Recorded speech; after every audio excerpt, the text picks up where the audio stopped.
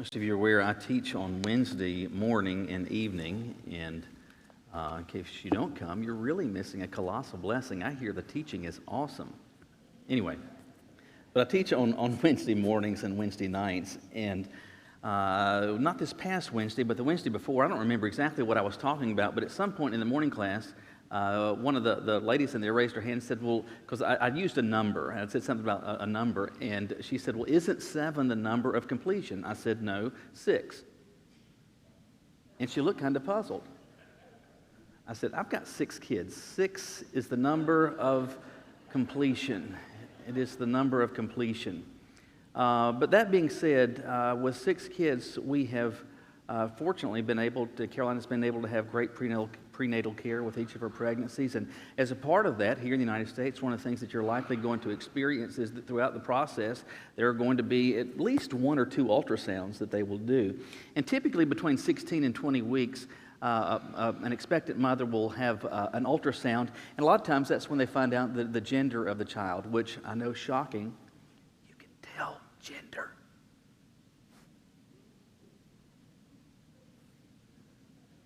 You can.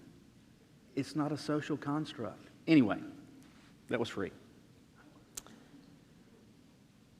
So they do that, and a lot of times that particular ultrasound between 16 and 20 weeks is exciting for expectant parents because they'll find out if they're having a little boy or a little girl. But in truth, that's of little concern to the physician and to the practice because this particular ultrasound, there's so much that they're looking at and looking for. And so, for example, they'll take measurements of the head size through the ultrasound, and by virtue of that, that'll help confirm what they anticipate the delivery date to be. They will be looking at the umbilical cord, looking to see, in particular, if they see 3 vessels that are part of the umbilical cord. They're going to be looking at the brain, and they're going to be looking at the heart, and they can see the different chambers of the heart. And there's so much that they're able to see. And though I have been to these ultrasounds now many times, there are a few times that I've ever felt dumber than when I'm at one of those. And maybe if you've ever had an ultrasound and you're sitting there, whether it's one looking at a baby or it's one they're looking at your leg, and so you're sitting there, the ultrasound tech is doing whatever they're doing, and you're looking at the screen, and so like I'll say, well, look, that's their head. Look at their head. No, that's their bottom. Oh, sorry about that. But they're pointing out all of these things. They're saying, look at this, look at that. And I'm looking at that screen, and I'm like, holy cow, how are you able to see that?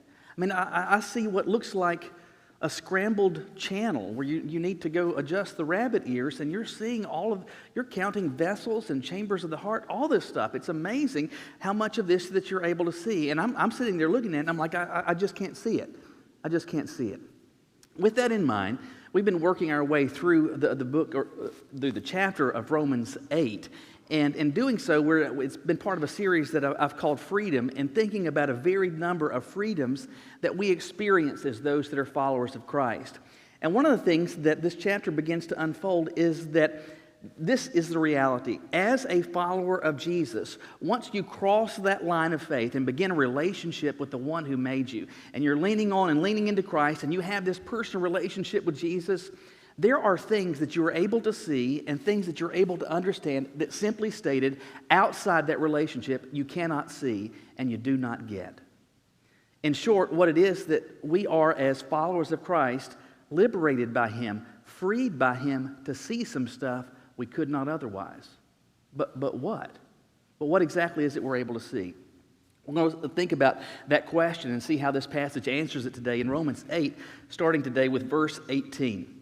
Romans 8, starting with verse 18. As a follower of Christ, what is it that He has freed me to see? Starting in verse 18, Paul says, I consider that the sufferings of this present time are not worthy comparing with the glory that is going to be revealed to us. For the creation eagerly waits with anticipation for God's sons to be revealed. For the creation was subjected to futility, not willingly, but because of Him who subjected it, in the hope that the creation itself will also be set free from the bondage to decay into the glorious freedom of God's children. For we know that the whole creation has been groaning together with labor pains until now. Not only that, but we ourselves who have the Spirit as the firstfruits, we also groan within ourselves, eagerly waiting for our adoption, the redemption of our bodies. Now, in this hope we were saved, but hope that is seen is not hope, because who hopes for what he sees? Now, if we hope for what we do not see, we eagerly wait for it with patience. In the same way, the Spirit also helps us in our weakness, because we do not know what to pray for as we should. But the Spirit himself intercedes for us with unspoken groanings. And he who searches our heart knows the mind of the Spirit, because he intercedes for the saints according to the will of God. We know that all things work together for the good of those who love God, who are called according to his purpose. For those he foreknew, he also predestined to be conformed to the image of his Son, so that we would be the firstborn among many brothers and sisters. Those he predestined, he also called. Those he called, he also justified. And those he justified, he also glorified. A lot that's being said here, and simply stated, we are just barely going to scratch the surface, but we're going to do so in a way that I believe answers that question. As a follower of Christ, what are some things that he has freed me to see? And what you see in this passage is the first thought is this, that a degrading earth confirms my future hope. A degrading earth confirms my future hope. This passage begins with a statement of comparison where Paul says that I consider the sufferings of this present time. Now keep in mind that he's writing to first century believers who are outside Israel, or what we would know as Israel, and things are getting increasingly difficult for them. They're associated with this Jesus guy that the Romans executed, that the Jews hated. And so there's the hostility is ramping up, and it's getting ready. Once Nero becomes the Roman emperor, it's getting ready to get really, really bad. They are experiencing suffering, and it's getting ready to be intense suffering. Not just talking about the ordinary aches and pains of life, but specifically because of their commitment to Christ, there's meaningful pushback. And he says, the sufferings that you are or you will be experiencing, they're real. It stinks. It's bad. He's writing to some that might very well give their lives because of their commitment to Christ, that could be brutally beaten, who could be imprisoned, who could have their kids snatched away from them. All of these things could and would be happening. And as bad as that was, Paul says the glory that is going to be revealed, as a matter of comparison, there is no comparison.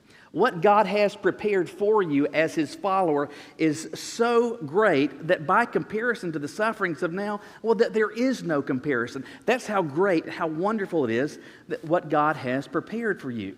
And then he starts talking, and we see in this passage groanings, three different types. There's the groaning of creation, there's the groaning of individuals, of believers, and he describes the groaning of the Spirit.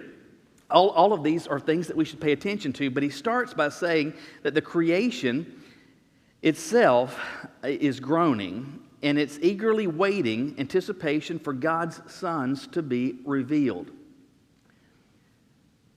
When he's using this language here, he's communicating the fact that the created order, the world itself, is eager, excited about, longing for, looking for the day, and looking forward to the day when those who are the followers of Jesus are fully revealed.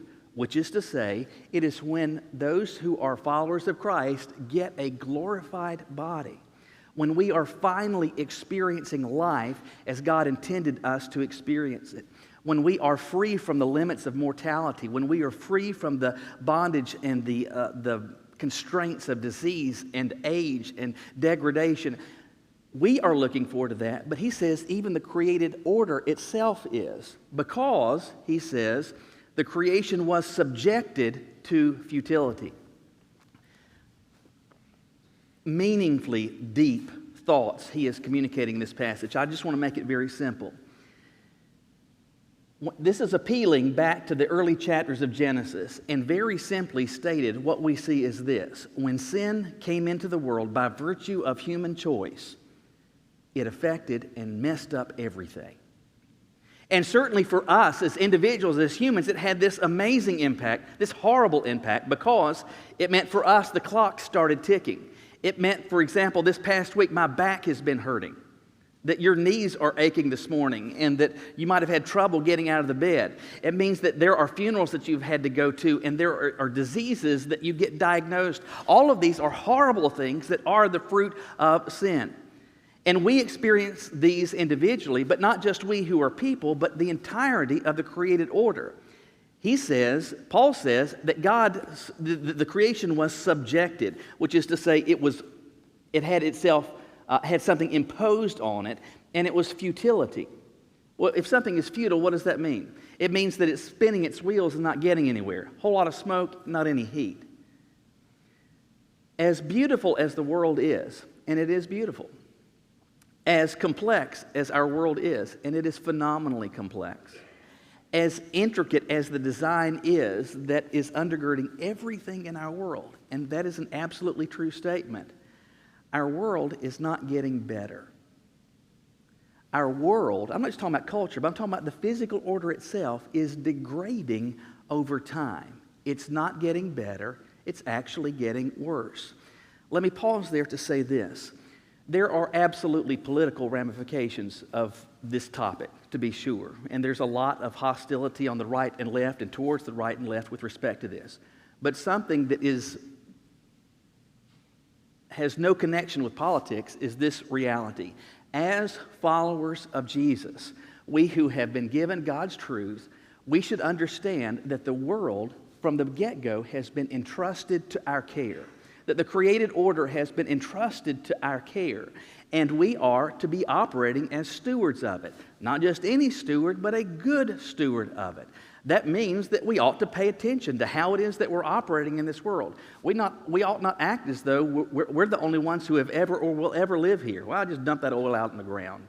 It doesn't make any... We need to be mindful of the world that we have entrusted to our care, and we need to be good stewards of it.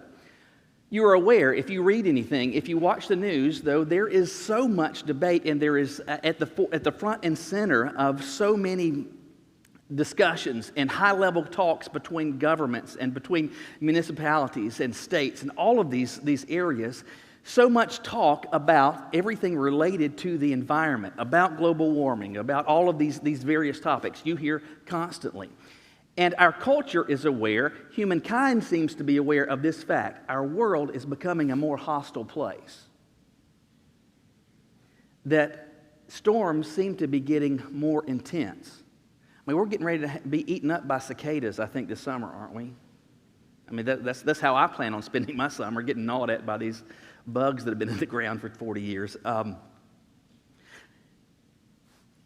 Irrespective of somebody's connection with God or understanding of biblical truth, our world understands, the people throughout the world understand that our world, the created world itself, is becoming more hostile.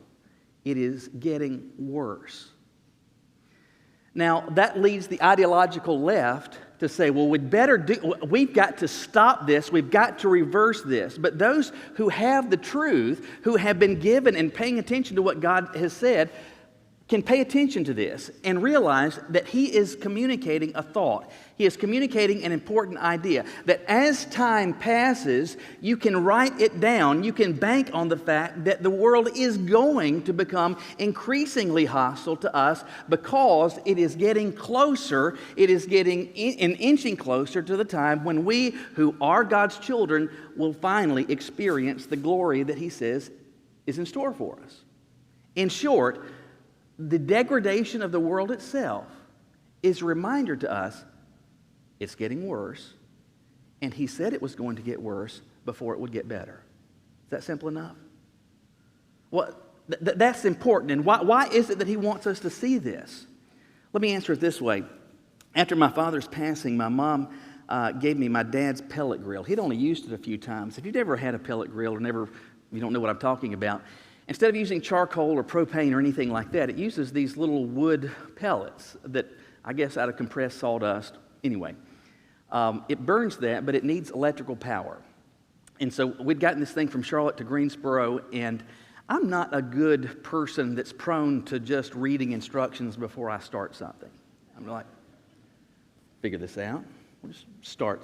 But when I get this, I've got it plugged in, I've got pellets in it, And I'm accustomed to like looking for a start button on a grill.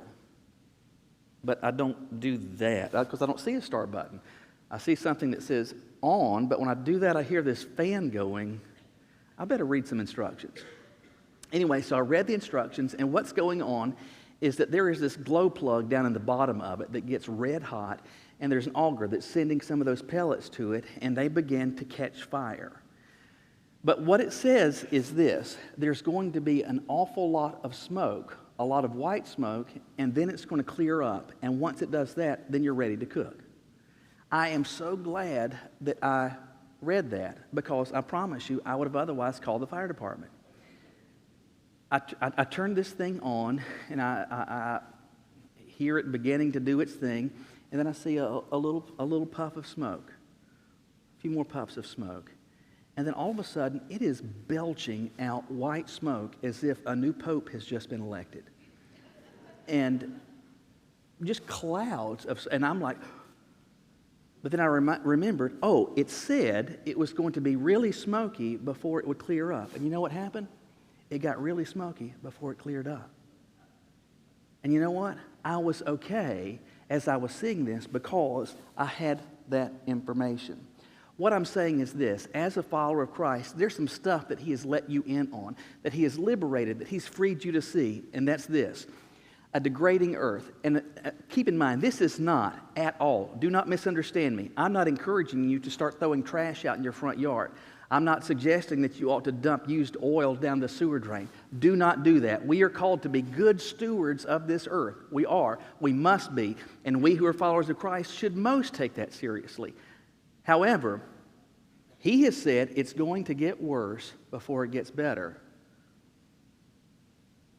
As I see that, that's confirming to me and should be a reminder of the hope that awaits me.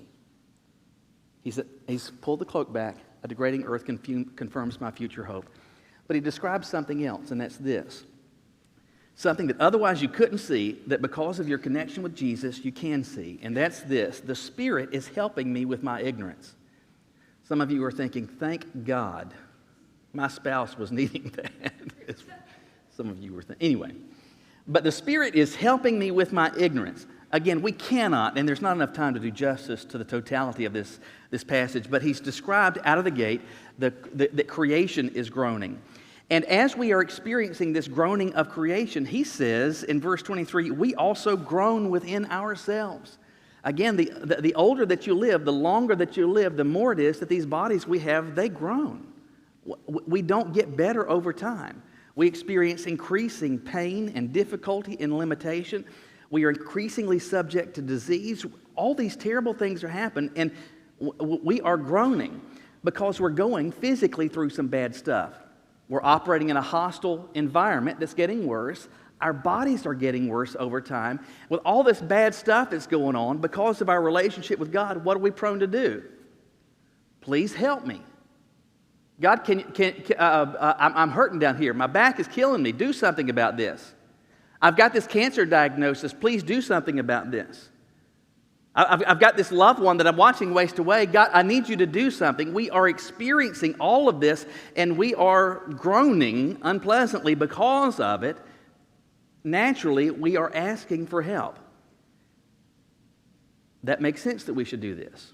We should call out to God and say, God, I'm asking you to intervene. I'm asking you to work in these circumstances. I'm asking you to do something in my body, in the body of my loved one. But here's the problem. The Bible calls us to do this. In fact, Peter says, cast all your cares upon him. Why? Because he cares for you. God wants me to pray. Jesus himself modeled what praying looked like, and the disciples even said, hey, Jesus, teach us to pray, and he gave us a model, a pattern that we could follow to guide and inform and instruct our prayers. So we should be praying. We want to pray. We want to call out to God because we want help, because we need help. We should pray. He wants us to pray, and we do pray, but here's the problem. We don't, and we consistently don't ask for the right things. We ask for what we want. I want this pain to stop. I want this healing to occur. I want this job to open up. I want this to fall in place. I mean, because none of us ever says, Lord, please let me experience some difficulty, right? I mean, we're like, it's bad, make it good. But here's the reality. You know this to be true. We tend to learn when it's good or bad. We tend to learn most in difficulty. But consistently, we're saying, God, stop the difficulty, stop the adversity. I don't want any of that. I don't want that to be part of the equation. But it may very well be that part of God's equation for me, part of God's equation for you is to go through this season of difficulty. So I'm calling out to Him. I'm asking for help, but I'm asking for something that He can't give me and will not give to me because it's not His will. So He wants me to pray, but I'm kind of wasting my time, aren't I? Because I'm wasting my time asking for stuff that He can't give, because I need to be asking for stuff that He can give that is according to His will. So what am I prone to think that I should do?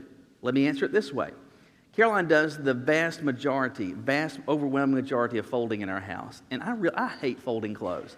Strangely, I don't mind ironing clothes, but I hate folding clothes. Except for towels. For some reason, it's rewarding to fold towels. But everything else, I hate folding. Chief among the things that are difficult or hated to fold is this: fitted sheets. Fitted sheets. Now, we like fitted sheets, and if you're not aware, this is your sheet that goes on the bottom, that goes on the mattress, and it's surrounded by elastic, right? We like elastic breeches. We like elastic sheets. We like this. Except you need to take these things off and you need to wash them, and so then you've got this sheet that needs to be folded so that it can be put away. The top sheet, no big deal. The blanket, no big deal. Bedspread, you can fold that, no big deal. But this fitted sheet is of the devil. I have even spent time watching YouTube videos about how to do this. And do you know what I do now? Shove it in a pillowcase. Get your fitted sheet, shove it in a pillowcase, and put it away. I'm not going to even try. You know why? Because I can't do it. I can't do it. I'm essentially saying I give up, right? So here's the scenario. God wants me to pray. He's instructed me to pray. He's exampled what prayer should look like. I'm going through this difficulty. I'm going through these adversities. My body, my circumstances, all these. There's this groaning, and I'm groaning. I'm calling out for help. But what I'm asking so many times is futile because He's not going to give to me something that's not His will. So what am I prone to think? Well, it's just a waste of time. I shouldn't be even doing that. Except He lets me in on something. And that is, as a follower of Christ, the very Spirit of God, the Spirit who lives inside of me is doing what? He's making intercession. He is praying for me and specifically asking the Father things for me that are what? According to His will. Is that news? Yes. Is it bad news? Absolutely not. This is wonderful news. And you may not be able to see this, and you could say, well, there's just no use because I'm just prone to ask for what I want. I'm never going to come up with the stuff that God wants. But He's telling me, hey, do not stop doing this, because as you are saying things, as you are communicating to God in your groanings, know this: the Spirit is groaning on your behalf. That the Spirit is interceding and asking things of the Father that absolutely can and will come into your circumstance that are good. The last thing that He communicates in this passage that we're able to see is this. Not only is it that the degrading earth confirms my future hope, not only is it the case that the Spirit helps me with my ignorance. I don't know how to pray as I should. He's making intercession for me. But we see also this: the greater good of personal adversity. The greater good of personal adversity. We do not have time at all to reasonably unpack everything that is said. But verse 28 is one of the most often quoted and understandably most cited verses of the Bible. We know that all things work together for the good of those who love God, who are called according to His purpose. Now, with respect to this, before unpacking what it does say, let's make sure we're on the same page about what it doesn't say. First of all, this does not say that all things are good. So that when the doctor says to you, oh, we found cancer, and you're like, oh, I thought that was bad. Oh, no, it's really good. That you just rename and reclassify. He's not saying that at all. Yes, there are things that you experience in life that are good, that are positive, that are joyful, that are awe-inspiring, that are all of these things, but you also experience real tragedy, real loss, real grief, real pain, real difficulty. And those things are bad. He doesn't say that all things are good, because plenty of things aren't. There's natural evil, there's personal evil, there's all sorts of evil that is around us that we experience and stuff that's bad. So he's not saying everything is good. Furthermore, he's not saying that everything just kind of turns out and comes out in the wash. In fact, the CSB's rendering of this is not, I don't think, the preferred thought because it misses something. He's not communicating the thought that all things just work together. He's saying that God works them together. He's conveying the active, intentional effort of God. We used to have a guy at our church in Charlotte. His name was Frank, and it didn't make any difference what you were talking to Frank about. Frank, I see all your teeth out. Well, everything's going to be all right.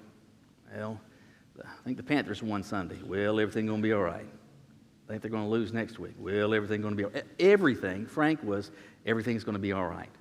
Well, I suppose that's a pleasant, optimistic attitude, but he's not saying here, well, everything's going to be all right. He's saying there's stuff that's not all right, that's not okay, that's unpleasant, that's painful, that's difficult, that's grief-inspiring, that's tear-producing, terrible, awful, horrible, tragic things. And certainly the good things, but even those things, he's saying that God can work them together for the good. So he uses all things. He uses good things. That's easy. It's easy to make good things out of good stuff, right? It's more difficult to make good things out of tragedy. It's more difficult to make good come out of difficulty, adversity, and loss, of disease, of all of these things. We all are going to experience in life things that are good, and we're going to experience plenty of things that are bad. But he's saying that God can take the good, that he can take even those bad things and cause good to come from them. There are a varied number of examples in the Bible about this, but I think perhaps the greatest example of this is back in Genesis with the story of Joseph. Perhaps you remember what's going on is that he's hated by his brothers, and he's operated in ways that made them dislike him, to be sure. But what they did was really out of bounds. They dug a pit, they've got him in this hole, and the thought is they're going to kill him. Instead of actually killing their brother, they decided, no, let's sell him off as a slave. We'll tell Daddy he's dead, but at least we'll have some money in our pocket. We sold him off as a slave. Is that bad? Yes. Yes. You've had a bad day if instead of getting killed, you were sold off as a slave. He winds up working for a guy named Potiphar, whose wife really has the hots for Joseph. And since he doesn't respond in kind, she makes up these salacious allegations about him. Is that good? No, that's bad. To say that you have essentially tried to rape somebody when that could not be further from the truth, that's bad. So what happens? He winds up in prison. Is that good? No, that's bad. He's been in a pit, almost dead. Slave, jail. All of these things, bad. While he's there, long story short, you remember how God gives him the ability to interpret a dream of some of those that he's with that actually had worked for the Pharaoh. And one of them is able to get out of prison because of this. And Joseph says, hey, remember me. Remember what I did for you when you get back.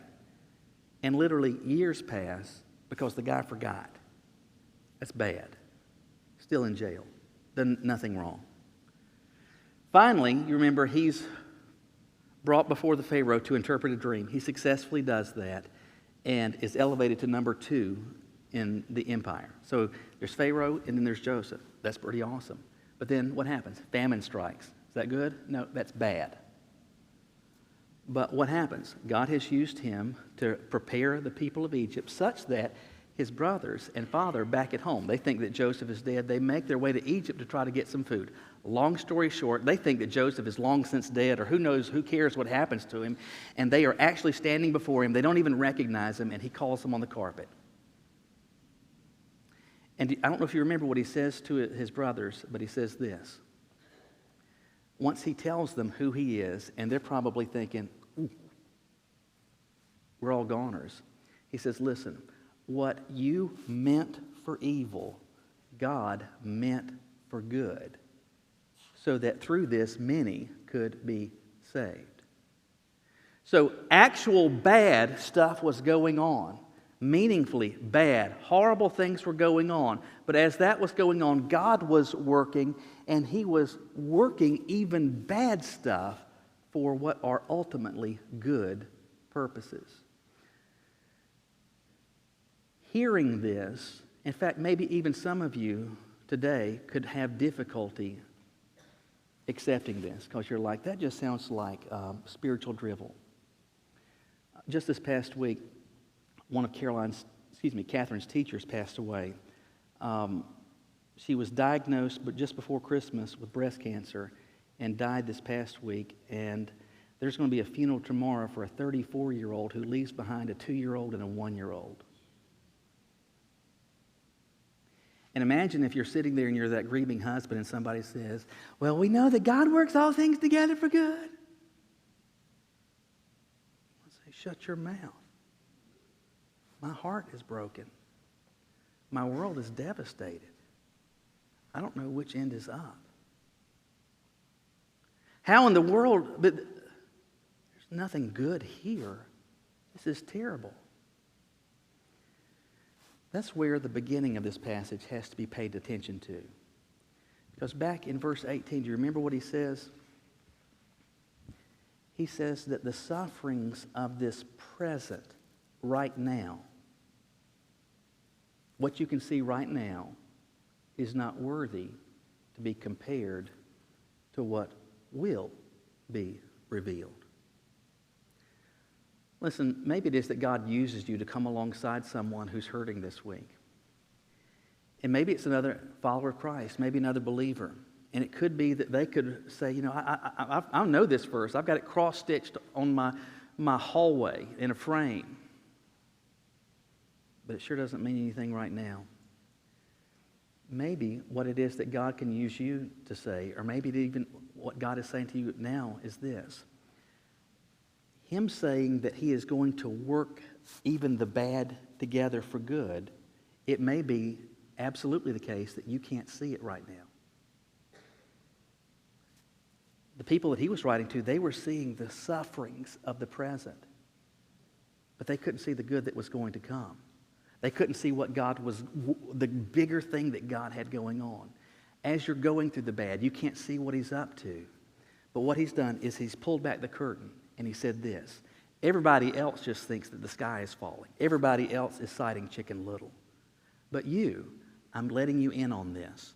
I'm freeing you, enabling you to see this. That even those things that are terrible and tragic and grief-inspiring and tear-producing and sleep-stopping, all of even those things, I am working them, contorting them, transforming them to things that are actual, meaningful good. In fact, good that is far greater than the horror of the moment. You can't see it now, but I want you to see my hand at work. Everything that we've talked about today, everybody is going through. Whether they have a connection with God or not. People are experiencing a world that's getting more hostile. People are experiencing physical groanings that are difficult to go through. People are looking for help, and they're calling out, even if they don't really believe in God, just maybe by chance something positive might happen. That's going on, and it's just a stab in the dark. But listen, if you're a follower of Christ, I'm telling you, in the midst of all of this, He has given you some glasses to be able to see some stuff. Some stuff that you would otherwise never have seen. That He is working an ultimate good even with the bad. That even in your ignorance of not knowing what to pray for, He's making intercession for you. And that even as the world itself is becoming more difficult and more hostile, that's confirming the hope that awaits you. I say all of that to say this. just because we have been freed to see something doesn't mean that we see it. If he has freed you to see these things, are you paying attention? Will you bow your heads with me?